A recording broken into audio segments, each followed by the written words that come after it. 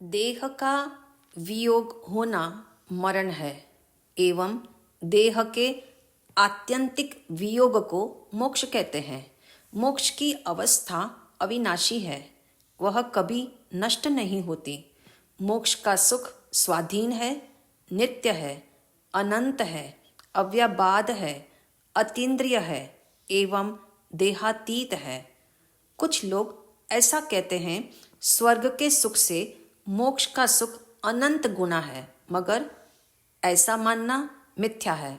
स्वर्ग सुख एवं मोक्ष सुख की जाति एक नहीं है, क्योंकि स्वर्ग में सामग्री जनित इंद्रिय सुख है, मोक्ष में अतीन्द्रिय सुख है।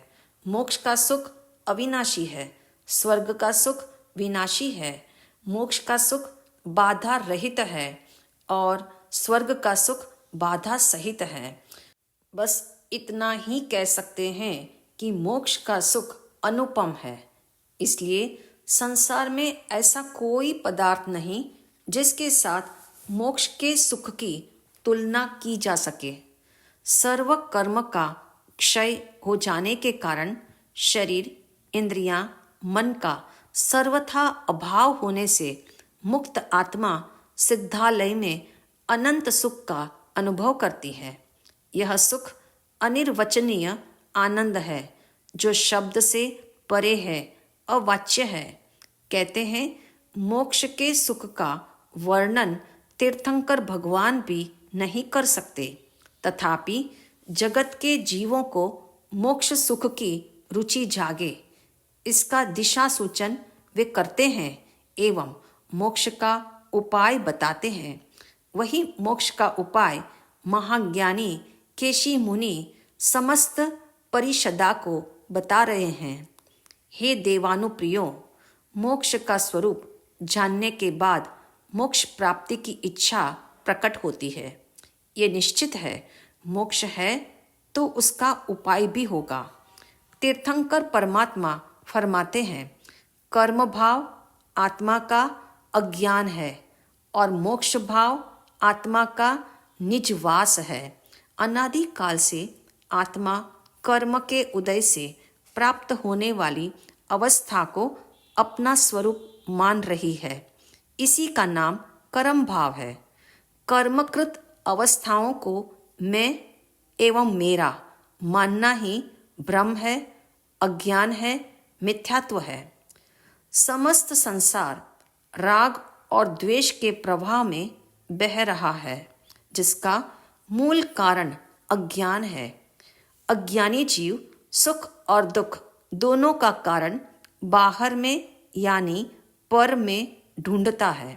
इसी कारण बाहर की अनुकूलता को इकट्ठा करने हेतु वह आकाश पाताल एक कर देता है, परंतु सच्चे सुख का उपाय मालूम न होने से अब तक जीव ने राग और द्वेष से मुक्त होने का विचार नहीं जगाया। ये निश्चित है, जितना राग द्वेष घटेगा उतनी मात्रा में सुख का भी अनुभव होगा। राग और द्वेष से भिन्न शुद्ध स्वभावी आत्मा का निश्चय करके वह स्वरूप जिस मार्ग से प्रकट हो वह मोक्ष का मार्ग है। इस कारण आत्मबोध एवं वितरागता में ही मोक्ष मार्ग का संपूर्ण सीक्रेट छिपा हुआ है। संक्षेप में स्वरूप के संबंध में होने वाली भूल मिथ्या दर्शन है। भूल पूर्वक जानना मिथ्या ज्ञान है एवं भूल में स्थिर रहना मिथ्या चारित्र है। इससे विपरीत जैसा आत्मा का स्वरूप है उसे वैसा मानना सम्यक दर्शन है, वैसा ही जानना सम्यक ज्ञान है और उसमें स्थिर रहना या रमण करना सम्यक चारित्र है। इस तरह सम्यक ज्ञान, सम्यक दर्शन, सम्यक चारित्र की एकता ही मोक्ष मार्ग है एवं एकमात्र संसार से मुक्त होने का उपाय भी है। स्वरूप की प्रतीति रूप आत्मबोध एवं स्वरूप में ठहरने की स्थिरता ही वीतरागता है, जो मोक्ष का अचूक उपाय है। मोहनीय कर्म का जिस मार्ग से संपूर्ण नाश होता है वही मोक्ष पथ है। जिज्ञासु जीव सद्गुरु के आश्रय से सम्यक दर्शन की प्राप्ति का पुरुषार्थ जगाता है। वस्तुतः आज तक हमें अपने अस्तित्व का भान नहीं हुआ, इसी कारण सम्यक दर्शन से वंचित रहे। आत्मदर्शन होते ही अपूर्व आनंद अनुभव में आता है और अद्भुत शांति का वेदन होता है। तत्पश्चात इस आनंद और शांति का विस्मरण नहीं होता, इसीलिए बारंबार उसमें लीन होने की भावना रहती है। जैसे किसी व्यक्ति को जंगल में हीरे मोती का कलश मिल जाए मगर वह उसे उठाकर लाने की स्थिति में नहीं है, इसलिए वह कलश को जंगल में सुरक्षित स्थान में छिपाकर गांव में आ जाता है। स्पष्ट है, वह चाहे गांव में आ गया किंतु उसका ध्यान कलश पर ही है। घर में बैठा हुआ भी सोचता यही है, कब लाऊं, कैसे उठाऊं। ऐसी ही दशा सम्यक दृष्टि आत्मा की है। उसने भी अनंत गुणों का निधान आत्मा देख लिया है। मैं ही अनंत गुणों का स्वामी हूँ, ऐसी श्रद्धा भी उसे हो गई है, इसलिए उसकी आत्मसन्मुखता बनी रहती है। कब मैं स्वरूप में लीन होकर इसे खोलूं।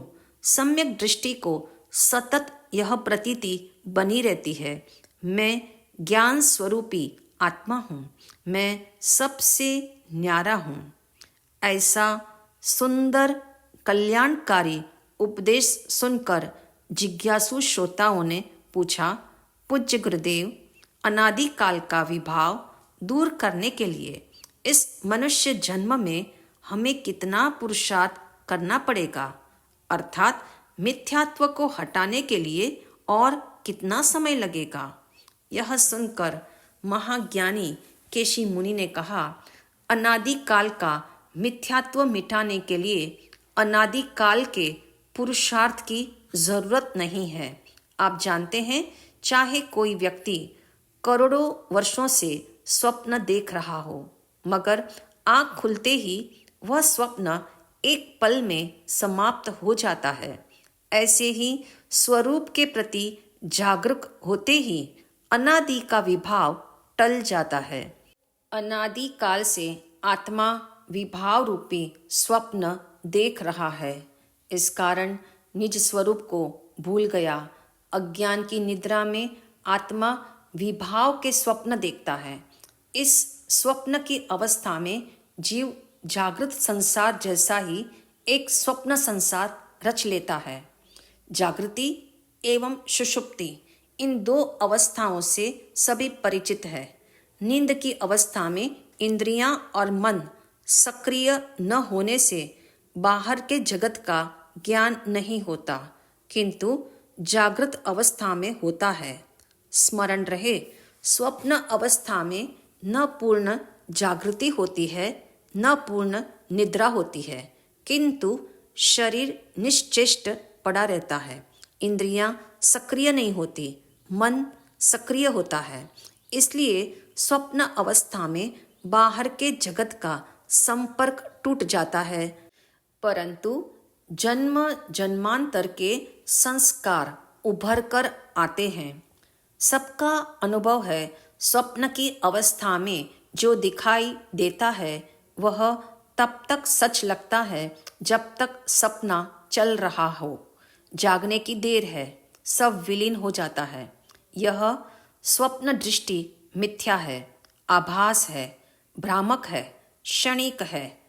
महत्वपूर्ण तथ्य यह है, सपने में देखी गई वस्तु जैसे जागृत अवस्था में गायब हो जाती है, ऐसे ही अज्ञान रूप स्वप्न अवस्था में जगत का जो भ्रामक दर्शन हुआ था वह ज्ञान रूप जागृत अवस्था में विलीन हो जाता है। कैसा महान आश्चर्य है, एक समय की स्वानुभूति से जीव में आमूलचूल परिवर्तन आ जाता है। जैसे एक मुसाफिर अंधेरी रात में अनजान स्थान पर खड़ा हो और बिजली के चमकारे में अपने इर्द गिर्द का दृश्य देख ले, तब उसका मार्ग स्पष्ट हो जाता है। ऐसे ही एक क्षण के लिए भी आत्मस्वरूप का अनुभव हो जाए तो अज्ञान मिट जाता है।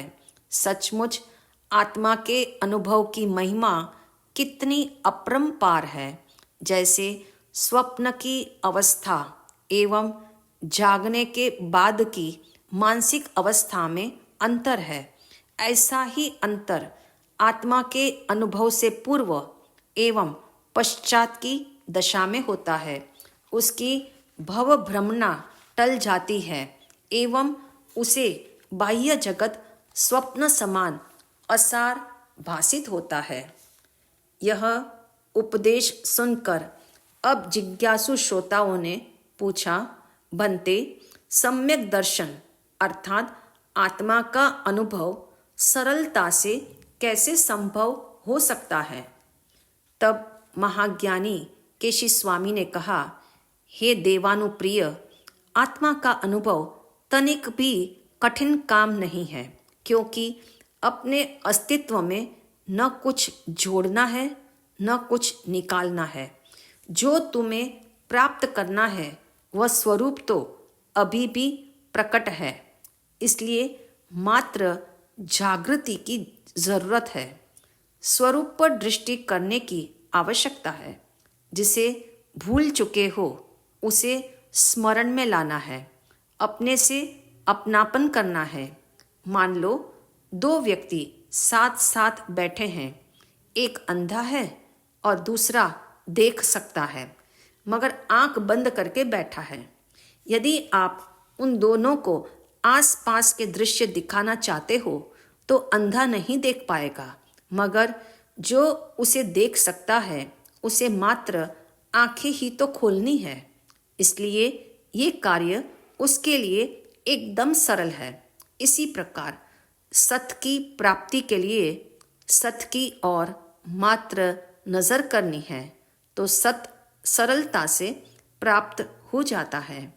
इसी कारण आत्मा का अनुभव कठिन नहीं है, वह सरल है, सुगम है, प्रकट है। श्री राज प्रश्न सूत्र ज्ञानार्थी को प्रबोध देता है। आत्मा अनादि अनंत है, किंतु विभाव अनादि शांत है। आत्मज्ञान होते ही अनादि का विभाव दूर हो जाता है। जब तक अंदर से प्रयास न हो तब तक अध्यात्म की यात्रा प्रारंभ नहीं होती। अनंत काल से पर का अनुभव होने से स्व की प्रतीति नहीं हो पाई, इसलिए अब पर से हट जाना, स्व में बस जाना।